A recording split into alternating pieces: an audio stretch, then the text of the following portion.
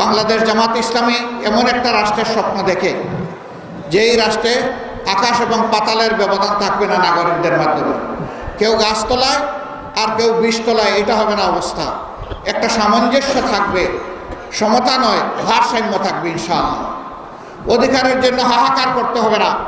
বিচার বিভাগকে মেরুদণ্ড সোজা করে দেওয়া হবে, যাতে সেই বিচার বিভাগ রাষ্ট্রের প্রেসিডেন্টকেও দ্বিতীয় কোনো চোখে না দেখে, একই চোখে যেন দেখে, একই চোখে সমস্ত নাগরিককে দেখবে। তিনি কে এটা বিবেচ্য বিষয় নয়। তিনি অপরাধ করে থাকলে যেই অপরাধী হন তাকে বিচারের আওতায় আসতে হবে। সেই বিচার যখন কায়েম হবে, আলহামদুলিল্লাহ, ইনসাফ যদি সমাজে কায়েম হয়, তাহলে কাউকে অধিকার চাইতে হবে না। রাষ্ট্রের দায়িত্ব হবে অধিকারের খোঁজ নিয়ে যার অধিকার তার হাতে পৌঁছে দেওয়া। আমরা এমন একটি রাষ্ট্র দেখতে চাই। আমরা এমন একটি রাষ্ট্র দেখতে চাই যে রাষ্ট্রের নাগরিকদের মধ্যে আর কোনো বিভাজন বিভক্তি থাকবে না। সমস্ত দেশ এবং জনগণ ঐক্যবদ্ধ হবে।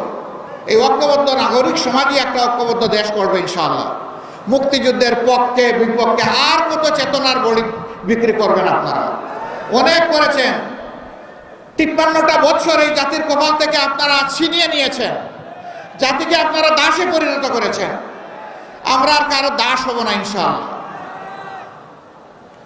মুক্তিযুদ্ধের চেতনা আপনাদের কোথায় যায়?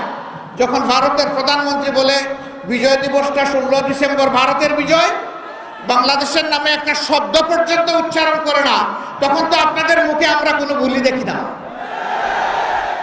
আমরাই তার প্রতিবাদ করেছি এবং যারা দেশকে ভালোবাসে তারাও প্রতিবাদ করেছে, কিন্তু যারা চেতনা বিক্রি করেন তাদের মুখে আমরা কোনো ভুলি সেদিন দেখি না। আপনাদের এই চেতনা, আপনাদের এই ভালোবাসা আপনারা রাখেন, এখন গুটাইয়া রাখেন। 53.5 বছর এটা আমরা দেখেছি।